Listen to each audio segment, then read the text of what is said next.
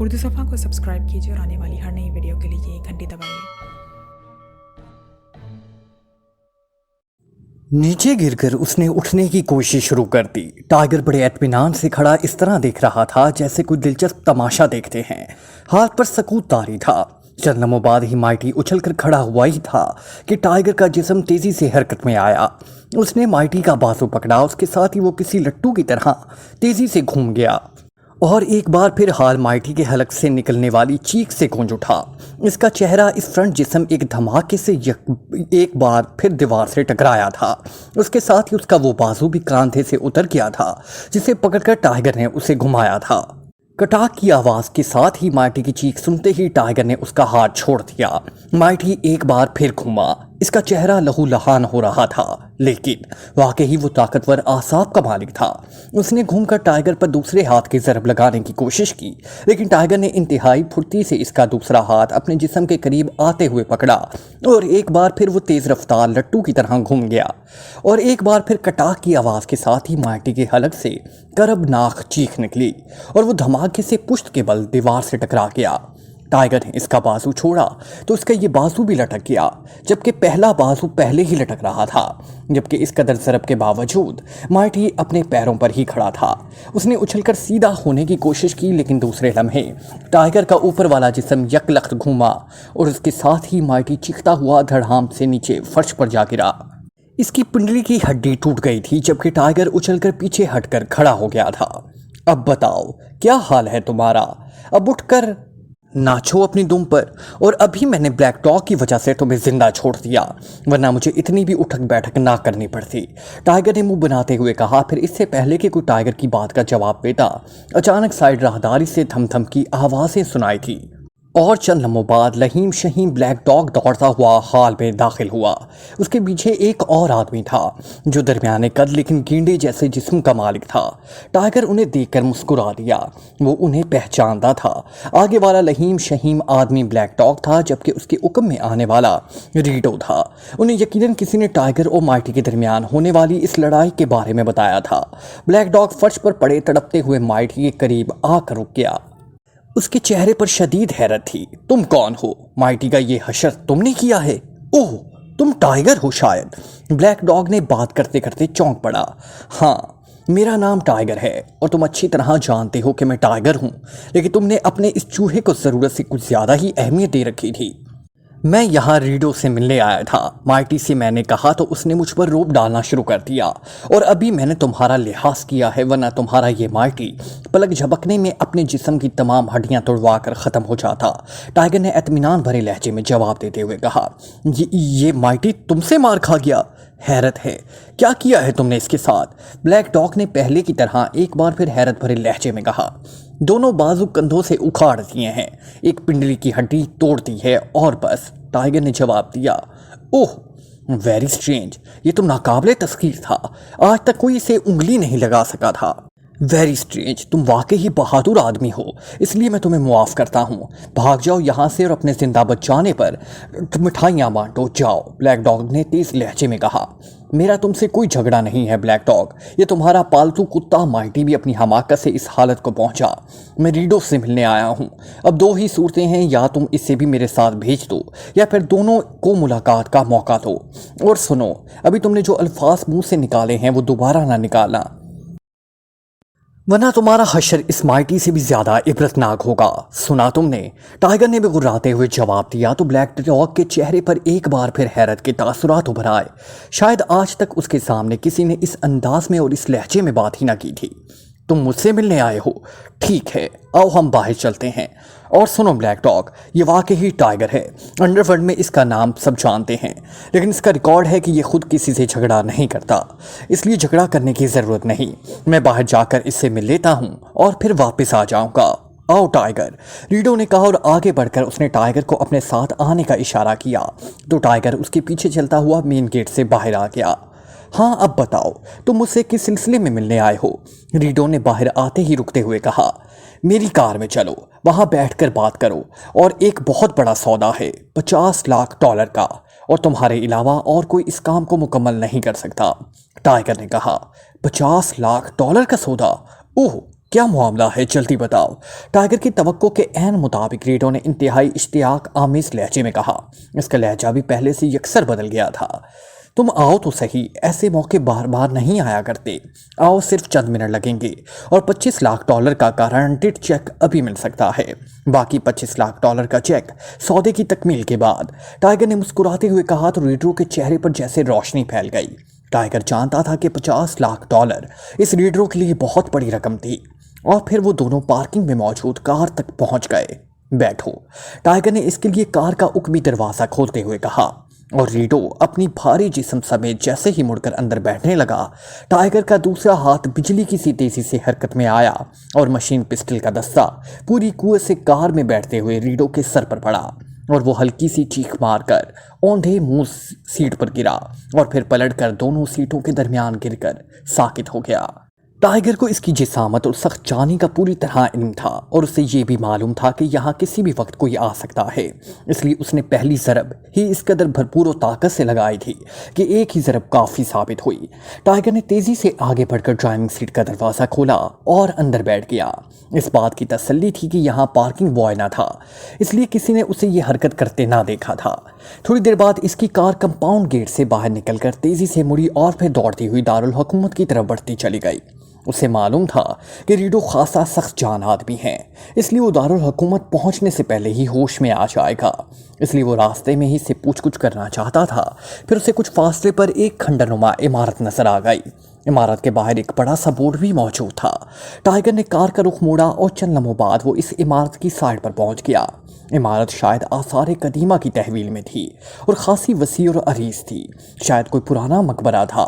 اس نے کار کی side set اٹھا کر نیچے باکس میں موجود ٹارچ اور رسی کا بھنڈا نکالا، اور پھر ٹارچ لے کر وہ کار سے اترا اور اس نے ٹارچ جلا کر عمارت کا جائزہ لینا شروع کر دیا۔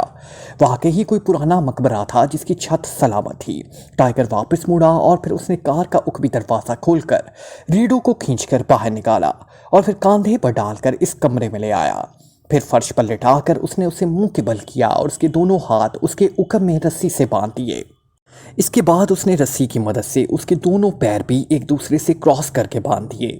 چلتی ہوئی ٹارچ کو وہ اس انداز میں رکھ چکا تھا کہ روشنی ان دونوں پر پڑ رہی تھی۔ ریڈو کو اس نے دیوار کے ساتھ پش لگا کر بٹھا دیا اور پھر ایک ہاتھ اس کے کاندھے پر رکھا اور دوسرے ہاتھ سے اس کے چہرے پر زوردار تھپڑ مارنے شروع کر دیے۔ چوتھے یا پانچویں تھپڑ پر ریڈو چیختا ہوا ہوش میں آ گیا۔ اس نے ہوش میں آتے ہی اٹھنے کی کوشش کی، لیکن ظاہر ہے بندہ ہونے کی وجہ سے وہ اٹھ سکنے میں کامیاب نہ ہو سکا۔ ٹائیگر جانتا تھا کہ ریڈو سخت جان جرائم پیشہ آدمی ہے، اس لیے وہ ڈاکٹر افضل کی طرح آسانی سے زبان نہ کھولے گا۔ اس نے کوٹ کی اندرونی جیب سے تیز دھار باریک سا خنجر نکالا۔ تم ٹائیگر، یہ سب کیا ہے؟ کیا مطلب؟ ریڈو نے ٹارچ کی روشنی میں سامنے کھڑے ٹائیگر کو دیکھ کر کہا، تم نے ہسپتال میں عمران صاحب کو ہلاک کرانے کی سازش نک کے ساتھ مل کر کی، اور تھامس عمران صاحب کو ہلاک کر دینے میں کامیاب ہو گیا۔ یہ بتاؤ کہ تھامس اب کہاں ہے اور تم نے کس کے کہنے پر یہ کام کرایا تھا؟ ٹائیگر نے کہا، یہ سب غلط ہے، میں نے تو ایسی کوئی سازش نہیں کی۔ ریڈو نے جواب دیا۔ اوکے، پھر بھگتو، ٹائیگر نے جھکتے ہوئے کہا، اور دوسرے لمحے مقبرے کا وہ کمرہ ریڈو کے حلق سے نکلنے والی چیخ سے گونج اٹھا۔ لیکن ابھی چیخ کی بازی گشت موجود تھی کہ ٹائیگر کا ہاتھ ایک بار پھر گھما اور کمرہ ایک بار پھر ریڈو کی چیخ سے گونج اٹھا۔ اب تم خود ہی سب کچھ بتا دو گے، ٹائیگر نے کہا۔ اس کے ساتھ ہی اس نے چھونک کر خنجر کو ریڈو کے لباس سے صاف کیا۔ یہ تم نے کیا کیا؟ یہ ریڈو نے کرہاتے ہوئے کہا۔ ابھی تو کچھ ہی نہیں کیا، ٹائیگر نے خنجر کو واپس جیب میں ڈالتے ہوئے کہا۔ اس کے ساتھ ہی اس نے مڑی ہوئی انگلی کا ایک بورڈ کی پیشانی پر ابھری ہوئی رگ پر مار دیا اور ریڈو کا چہرہ یکلخت مسخ ہو گیا۔ اس کا جسم بندہ ہو جانے کی باوجود پوری طرح بھڑکنے لگا۔ بولو، کہاں ہے تھامس؟ بولو، ٹائیگر نے گھٹراتے ہوئے کہا۔ مجھے نہیں معلوم، ریڈو نے رک رک کر کہا، لیکن ٹائیگر نے جھک کر اس کی پیشانی پر ایک بار پھر مڑی ہوئی انگلی کا ہک مار دیا اور اس بار ریڈو کے حلق سے تیز چیخ نکلی اور اس کا پورا چہرہ پسینے میں ڈوب گیا۔ آنکھیں ابل کر باہر کو نکل آئی تھی اور پورا جسم کانپنے لگ گیا تھا۔ بولو، کہاں ہے تھامس؟ بولو، ٹائیگر نے غراتے ہوئے کہا۔ وہ کافرستان چلا گیا ہے، چارٹرڈ طیارے سے کافرستان چلا گیا ہے، ریڈو نے رک رک کر کہا، لیکن اس کے بولنے کا انداز بتا رہا تھا کہ وہ اب لاشعوری طور پر بول رہا ہے۔ اس وقت کہاں ہے وہ؟ بولو، ٹائیگر نے تیز لہجے میں کہا۔ شارنگ ہوٹل میں، وہ وہاں ٹھہر کر کئی دن تفریح کرے گا، ریڈو نے جواب دیتے ہوئے کہا۔ تم نے کس کے کہنے پہ یہ کام کیا ہے؟ بولو، ٹائیگر نے غراتے ہوئے کہا۔ فارما ایکڈیمین فارما کی چیف جیکسن نے یہ کام دیا تھا، وہ میرا دوست رہا ہے، بہت بڑی اور طاقتور یہودی تنظیم ہے فارما، اسرائیل کا صدر بھی فارما سے اپنے کام کراتا ہے۔ ریڈو جب بولنے پر آیا تو خود ہی بولتا چلا گیا۔ تم بھی یہودی ہو؟ ٹائیگر نے خیال کے تحت پوچھا۔ ہاں، مگر میں نے یہاں سب سے یہ بات چھپائی ہوئی ہے، ریڈو نے کہا تو ٹائیگر نے جیب سے مشین پسٹل نکالا اور پھر آگے بڑھ کر اس نے پسٹل کی نال ریڈو کی پیشانی پر رکھ کر ٹریگر دبا دیا اور ریڈو کی کھوپڑی سینکڑوں حصوں میں تقسیم ہو گئی اور دھماکہ بھی زیادہ گونجدار نہ تھا۔ ٹائیگر نے مشین پسٹل واپس جیب میں ڈالا اور چھپ کر ریڈو کی رسیاں کھول دی اور پھر رسی کا بنڈل بنا کر اس نے ٹارچ اٹھائی اور چند لمحوں بعد وہ اپنی کار میں بیٹھا دارالحکومت کی طرف بڑھا چلا جا رہا تھا۔ گوشت سے معلوم تھا کہ بلیک ڈاگ کلب میں موجود تمام افراد نے اسے ریڈو کے ساتھ جاتے ہوئے دیکھا تھا اور خود بلیک ڈاگ نے بھی، اس لیے جب اس کی لاش اس انداز میں ملے گی تو وہ سمجھ آئیں گے کہ ریڈو کو ٹائیگر نے ہی ہلاک کیا ہے۔ لیکن اسے انڈر ورلڈ کے اس اصول کا بھی بخوبی علم تھا کہ ایسے معاملات میں کوئی بھی پولیس کو اس بارے میں کچھ نہیں بتائے گا۔ باقی رہے ریڈو کے کلب کے لوگ تو وہ کلب اور ریڈو کے بزنس پر قبضہ کرنا زیادہ بہتر سمجھیں گے۔ زیر زمین دنیا ایسی باتوں پر کوئی توجہ نہیں دیا کرتی، وہ مستقبل کو دیکھتے ہیں اور بس۔ لیکن اب وہ سوچ رہا تھا کہ تھامس کی تلاش میں کافرستان جائے یا نہیں۔ پھر اس نے فیصلہ کیا کہ پہلے وہ عمران صاحب کو تفصیلی رپورٹ دے گا، اس کے بعد آئندہ کے کسی اقدام کے بارے میں فیصلہ کرے گا۔ ویسے اسے اطمینان تھا کہ اس نے صفدر اور کیپٹن شکیل کے سامنے جو دعویٰ کیا تھا وہ صبح ہونے سے پہلے تھامس کو تلاش کر لے گا، تو ایک لحاظ سے اس نے دعوے کو سچ کر دکھایا تھا۔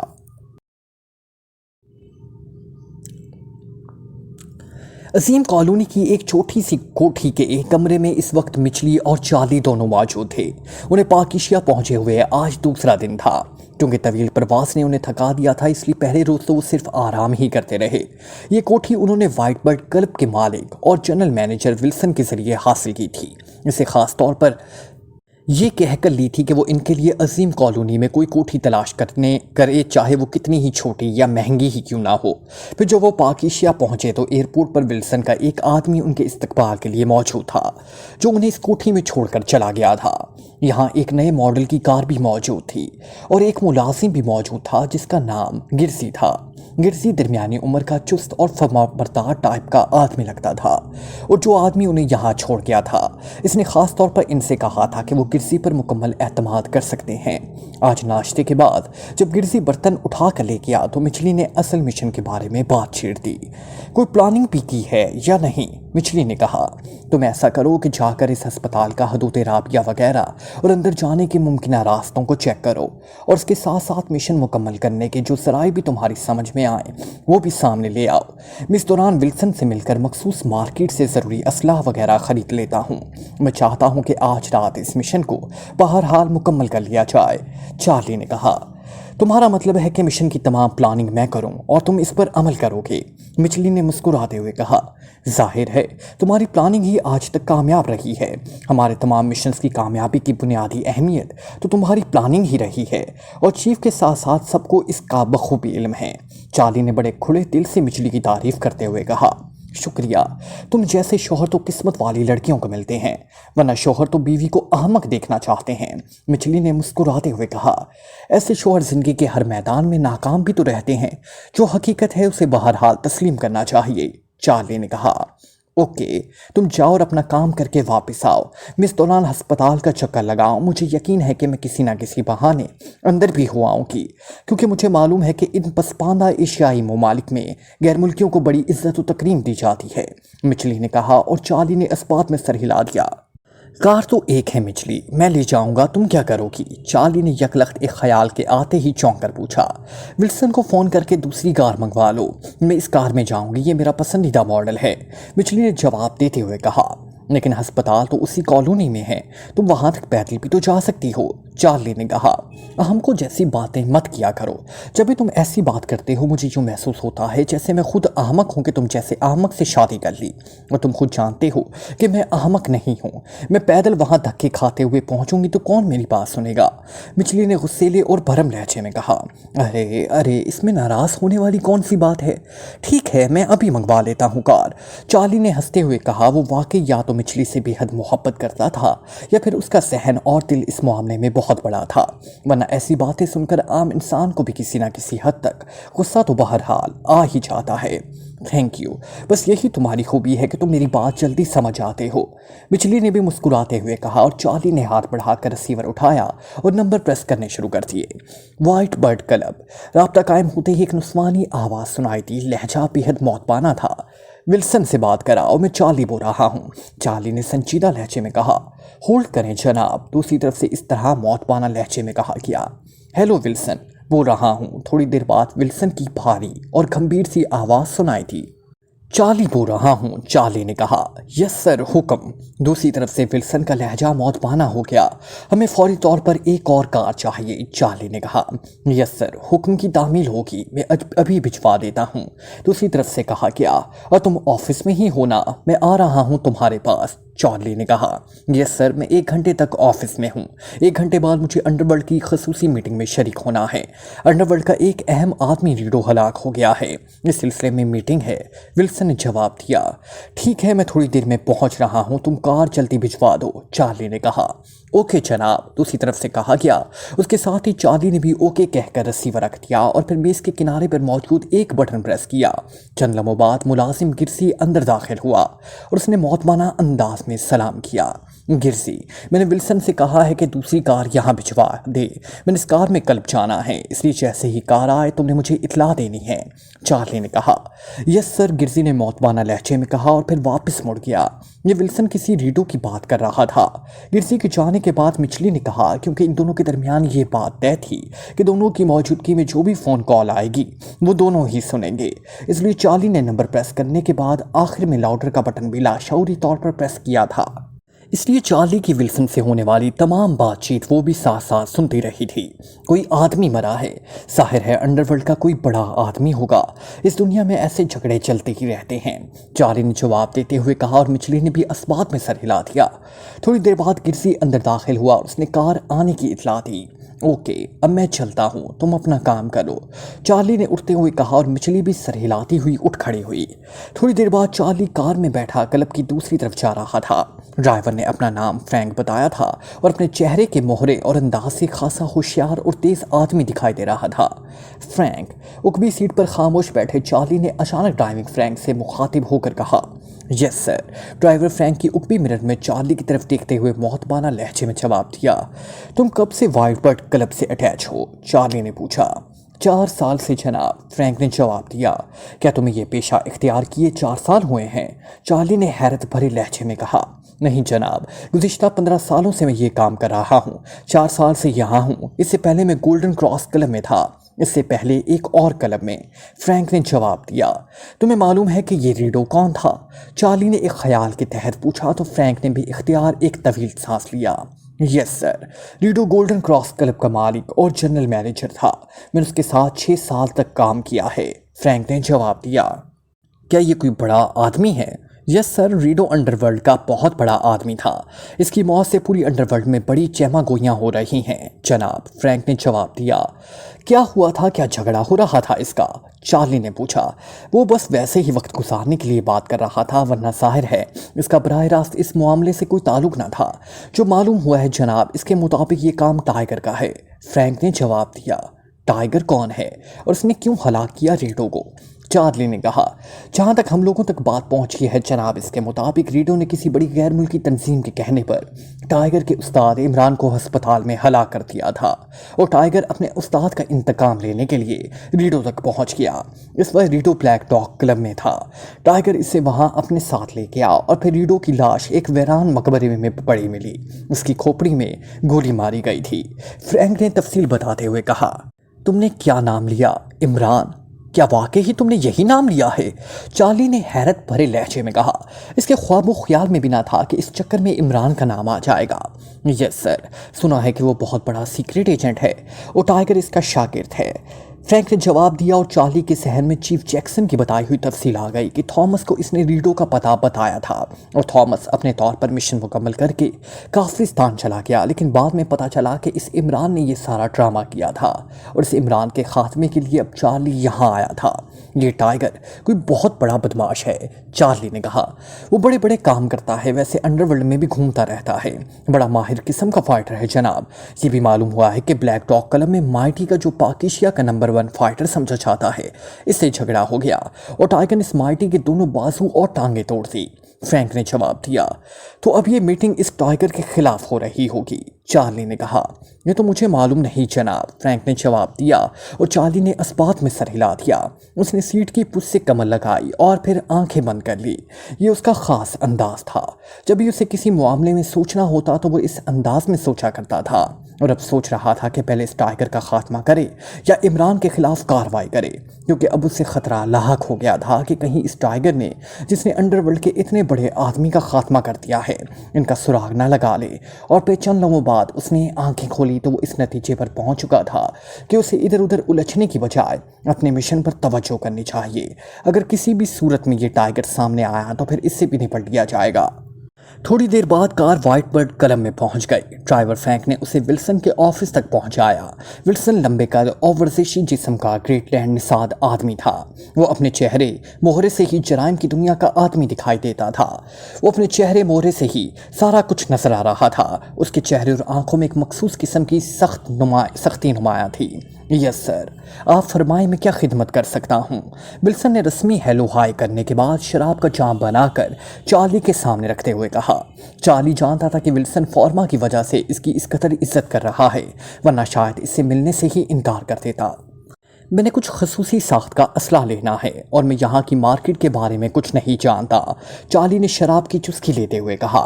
آپ کو جانے کی کیا ضرورت ہے؟ آپ مجھے لسٹ دیں، اسلحہ آپ تک پہنچ جائے گا۔ چیف نے مجھے آپ کی خدمت کا حکم دیا ہے اور میں حاضر ہوں، ولسن نے جواب دیا۔ کاغذ اور قلم مجھے دیں، میں لسٹ بنا دیتا ہوں، چارلی نے کہا تو ولسن نے میز پر موجود پیڈ اٹھا کر اس کے سامنے رکھ دیا اور پھر قلم دان میں سے ایک بال پوائنٹ نکال کر وہ بھی اس کے سامنے رکھ دی۔ تھینک یو، آپ واقعی ہی بھرپور تعاون کر رہے ہیں، میں چیف سے آپ کی خصوصی تعریف کروں گا، چارلی نے بال پوائنٹ اٹھاتے ہوئے مسکرا کر کہا۔ تھینک یو، ولسن نے بھی مسکراتے ہوئے جواب دیا اور چارلی کاغذ پر لسٹ بنانے میں مصروف ہو گیا۔ اس نے کاغذ پر 5 آئٹم لکھے اور پھر کاغذ ولسن کی طرف بڑھا دیا۔ ولسن نے ایک نظر کاغذ پر ڈالی اور پھر ریسیور اٹھا کر اس نے یکے بعد دیگرے 2 بٹن پریس کر دیے۔ راس کو بھیجو میرے پاس، ولسن نے کہا اور ریسیور رکھ دیا۔ تھوڑی دیر بعد دروازہ کھلا اور ایک نوجوان اندر داخل ہوا۔ راس، یہ لسٹ لو اور اعلیٰ کوالٹی کا یہ اسلحہ لے کر آؤ۔ میں اگر یہاں موجود نہ ہوں تو فرینک ڈرائیور سے کہنا کہ وہ یہ اسلحہ جناب چارلی کی رہائش گاہ پر پہنچا دے، ولسن نے کہا۔ یس سر، راس نے کاغذ لے کر ایک نظر سے دیکھا اور پھر سر ہلاتا ہوا مڑ کر کمرے سے باہر چلا گیا۔ اسلحہ پہنچ جائے گا سر، اور کوئی خدمت؟ ولسن نے مسکراتے ہوئے کہا۔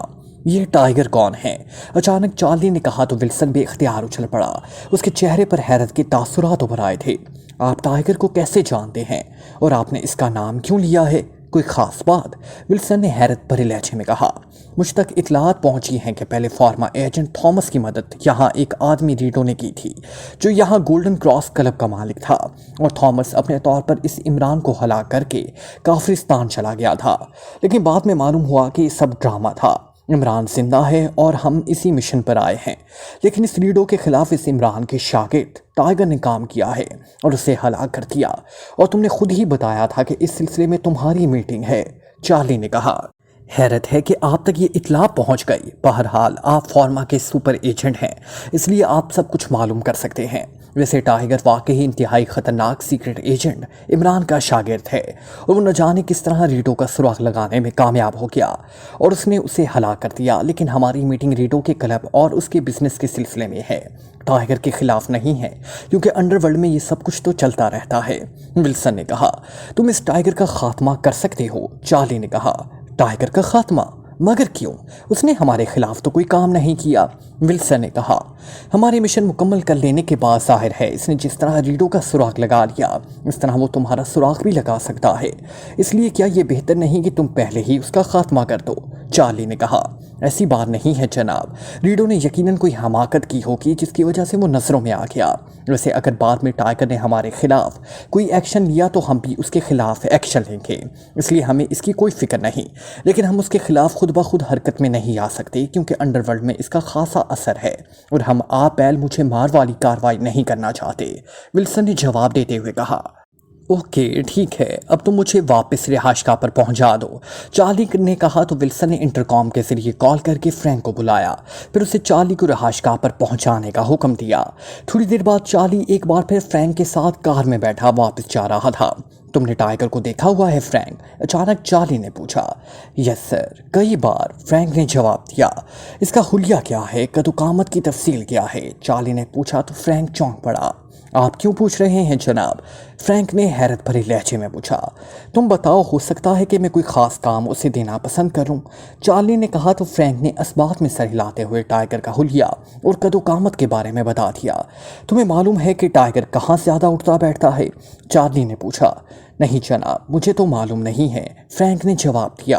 اوکے ٹھیک ہے، چارلی نے جواب دیا اور پھر رہائش گاہ پر پہنچ کر اس نے فرینک کو کار سمیت واپس بھجوا دیا اور پھر تقریباً 2 گھنٹے بعد اس کا مطلوبہ اسلحہ بھی پہنچ گیا، لیکن مچلی ابھی تک واپس نہ آئی تھی اور وہ اس کا بے چینی سے انتظار کر رہا تھا۔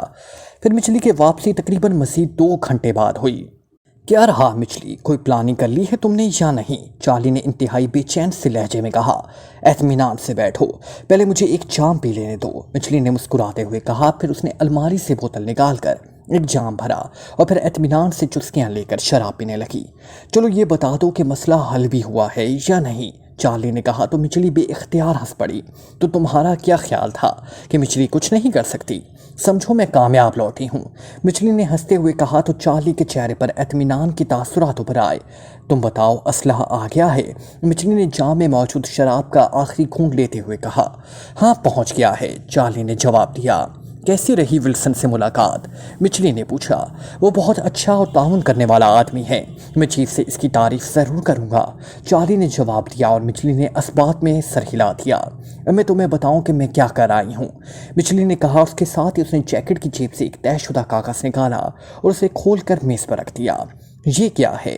چارلی نے آگے کی طرف جھکتے ہوئے کہا۔ ہسپتال کا اندرونی نقشہ، مچلی نے کہا تو چارلی بے اختیار اچھل پڑا، اس کے چہرے پر شدید حیرت کے تاثرات ابھر آئے تھے۔ نقشہ؟ یہ تمہیں کہاں سے مل گیا اور وہ بھی اتنی جلدی؟ چارلی نے حیران ہو کر پوچھا۔ یہ ملا نہیں بلکہ بنایا گیا ہے، میں نے خود بنایا ہے، تمہیں معلوم تو ہے کہ میں سروے ڈپارٹمنٹ میں بھی کافی عرصہ کام کر چکی ہوں، اس لیے نقشہ بنانا میرے لیے کوئی مسئلہ نہیں، مچلی نے مسکراتے ہوئے کہا۔ کیا تم اندر گئی تھی؟ چارلی نے کہا۔ نہیں، یہ نقشہ اس ہسپتال کی ایک نرس نے بنوایا ہے، مچلی نے جواب دیا۔ نرس؟ کون نرس؟ کہاں مل گئی تھی تمہیں؟ چارلی نے حیرت بھرے لہجے میں کہا۔ میں وہاں گئی اور میں نے کار ایک پارکنگ میں روک دی اور ابھی میں کار سے اتر کر اس ہسپتال والی کوٹھی کی طرف بڑھنا ہی چاہتی تھی کہ ایک انانی نژاد عورت جس نے نرسوں کی یونیفارم پہنی ہوئی تھی پارکنگ کے ساتھ گزرنے لگی۔ میں نے اسے ہائے کہا تو وہ رک گئی۔ اس کا نام راسوگی تھا اور وہ ہسپتال میں ہیڈ نرس تھی اور گزشتہ 10 سالوں سے وہاں کام کر رہی ہے۔ میں نے اسے بتایا کہ میں سیاہ ہوں تو اس نے مجھے بتایا کہ وہ بہت قریب ہی ایک کوٹھی میں رہنے والی ایک مریض کو انجیکشن لگانے جاتی ہے۔ اس نے بتایا کہ اس کی واپسی نصف گھنٹے بعد ہو جائے گی، پھر وہ میرے ساتھ کسی قریب کیفے میں بیٹھ کر بات چیت کرے گی۔ میں نے اسے وہاں پارکنگ میں موجود اپنی کار دکھائی اور بتایا کہ میں اس کار میں بیٹھ کر اس کا انتظار کروں گی۔ چنانچہ وہ آگے چلے گئی اور میں وہاں کار میں بیٹھ گئی۔ پھر تقریباً 40 منٹ بعد وہ واپس آئی اور اس نے بتایا کہ اس کی ڈیوٹی کا ٹائم ختم ہونے والا ہے، اس لیے اگر میں تھوڑی دیر مزید انتظار کروں تو وہ یونیفارم اتار کر وہ لباس تبدیل کر کے آ جائے گی، پھر کہیں اطمینان سے بیٹھ کر بات چیت کی جا سکتی ہے۔ اور میرے ہاں کرنے پر وہ چلی گئی۔ پھر تقریباً 40 منٹ بعد وہ واپس آئی تو عام لباس میں تھی۔ میں اسے کار میں بٹھا کر اس کے بتائے ہوئے ایک ہوٹل میں لے گئے اور پھر ہم نے وہاں بیٹھ کر شراب پی اور ایک دوسرے سے باتیں کی، وہ جو عورتیں ہی واپس آپس میں کر سکتی ہیں۔ میں نے اسے کہا کہ میں نے سنا ہے کہ تمہارے اس ہسپتال میں ایسا شعبہ بھی ہے جسے بم پروف بنایا گیا ہے، تو وہ نہ صرف چونک پڑی بلکہ اس کے چہرے کے تاثرات بھی بدل گئے۔ میں بڑی پریشان ہوئی کہ شاید میں نے غلطی کر دی، لیکن اس نے اچانک ایک ایسی بات کر دی کہ میرا ذہن بے اختیار دھماکوں کی زد میں آ گیا۔ مچلی نے کہا، کیا بات؟ چارلی نے بے چین ہو کر پوچھا۔ میں اس مریض عمران کو ہلاک کرانا چاہتی ہوں جس پر پہلے بھی حملہ ہوا تھا اور اسے ہلاک شدہ ظاہر کیا گیا تھا، اس نے کہا۔ اوہ پھر؟ چارلی نے بے چین سے لہجے میں کہا۔ اب ظاہر ہے یہ انتہائی نازک موڑ تھا، اس لیے میں نے اسے کہا کہ اگر میں ہاں کہوں تو اس کا کیا جواب ہوگا؟ مچلی نے کہا۔ تو پھر اس نے کیا کہا؟ چارلی نے کہا۔ اس نے کہا کہ وہ اس بارے میں تعاون کر سکتی ہے کہ اسے بھاری معاوضہ دیا جائے اور دوسرا اسے کوئی ثبوت دیا جائے کہ واقعی ہمارا تعلق کسی یہودی تنظیم سے ہے، جس پر میں نے اسے اس کی مرضی کا معاوضہ دینے کا وعدہ کیا اور ساتھ ہی اپنی جیب سے وہ کارڈ نکال کر دکھایا جو اسرائیل کے صدر کی طرف سے جاری کرتا ہے۔ یہ کارڈ دیکھ کر وہ پوری طرح مطمئن ہو گئی۔ پھر اس نے کہا کہ یہ باتیں یہاں ہوٹل میں نہیں کی جا سکتی، اس لیے وہ مجھے ساتھ لے کر دوبارہ اس کالونی میں آ گئی اور ایک کوٹھی میں لے گئی۔ یہ کوٹھی ہماری اس کوٹھی سے بھی چھوٹی تھی، اس میں اس کا کوئی دوست رہتا تھا جو ملک سے باہر گیا ہوا تھا اور کوٹھی کی چابی اس کے پاس تھی۔ یہاں ہم نے کھل کر بات چیت کی اور پھر $1,00,000 پر معاوضہ طے ہو گیا تو میں نے اسے گارانٹیڈ چیک بک سے $1,00,000 کا گارانٹیڈ چیک کاٹ کر دیا تو اس نے مجھے ہسپتال کا اندرونی نقشہ بھی بتانا شروع کر دیا۔ میں نے اسے بتایا کہ میں سروے ڈپارٹمنٹ میں کام کر چکی ہوں، اس لیے اگر وہ میری مدد کرے تو میں ہسپتال کا اندرونی نقشہ بنا سکتی ہوں، اس طرح ہمیں زیادہ فائدہ ہوگا۔ چنانچہ اس نے میری مدد شروع کر دی اور پھر اس کی مدد سے میں نے یہ نقشہ بنا لیا۔ مچلی نے مسلسل بولتے ہوئے کہا، ویری گڈ، تم نے سارا مسئلہ ہی حل کر دیا، ویری گڈ، چارلی نے بے ساختہ لہجے میں کہا تو مچلی کا چہرہ اپنی تعریف پر بے اختیار کھل اٹھا۔ تھینک یو، تمہیں تو معلوم ہے کہ میں کیسے کام کرتی ہوں، مچلی نے مسکراتے ہوئے کہا۔ اچھا، مزید کیا پلاننگ کی ہے تم نے؟ چارلی نے کہا۔ ارے ہاں، مجھے یہ تو بتانا یاد ہی نہیں رہا کہ راسوکی نے بتایا کہ اس سے پہلے جو حملہ ہوا تھا جو یقیناً تھامس نے کیا تھا، اس کے بعد پاکیشیا میں آنان کے سفیر جو خفیہ طور پر یہاں اسرائیل کے مفادات کو بھی دیکھتے ہیں، میں نے اس سے رابطہ کیا۔ راسوکی کو اس ہسپتال میں آنانی سفارت خانے نہیں لگوایا تھا کیونکہ اس ہسپتال میں پاکیشیا کی VIP شخصیات آتی ہیں، اس لیے راسوکی ان کے بارے میں اور جو گفتگو کرتے ہیں اس کی بریفنگ سفیر کو پہنچاتی رہتی ہے۔ سفیر نے اسے عمران کی ہلاکت کے بارے میں پوچھا تو اس نے اصل بات بتا دی۔ اس طرح اسرائیل کے صدر کو تھامس کی ناکامی کا علم ہوا اور پھر اسرائیل کے صدر نے چیف فالما کو اطلاع دے دی۔ اس کے نتیجے میں ہم یہاں موجود ہیں۔ دوسرے لفظوں میں راسوکی کی مخبری کی وجہ سے ہمیں اس مشن پر بھیجا گیا تھا، مچلی نے بتایا۔ حیرت ہے، بعض اوقات عجیب اتفاقات ہوتے ہیں۔ اب دیکھو یہ کیسا اتفاق ہے کہ جس وقت تم وہاں پہنچی اس وقت راسوکی کسی کو انجیکشن لگانے کے لیے وہاں سے گزری اور غیر ملکی ہونے کی وجہ سے تم نے اسے ہیلو ہائی کہہ دیا، ورنہ شاید اتنی آسانی سے یہ سب کچھ نہ ہو پاتا، چارلی نے کہا۔ ہاں، تمہاری بات درست ہے اور اس سے معلوم ہوتا ہے کہ ہم اس مشن میں یقیناً کامیاب رہیں گے، مچلی نے مسکراتے ہوئے کہا۔ اچھا بتاؤ کہ اس عمران تک پہنچنے کے لیے کون سا راستہ ہے اور کیا انتظامات ہونے چاہیے، چارلی نے آگے کی طرف جھکتے ہوئے کہا۔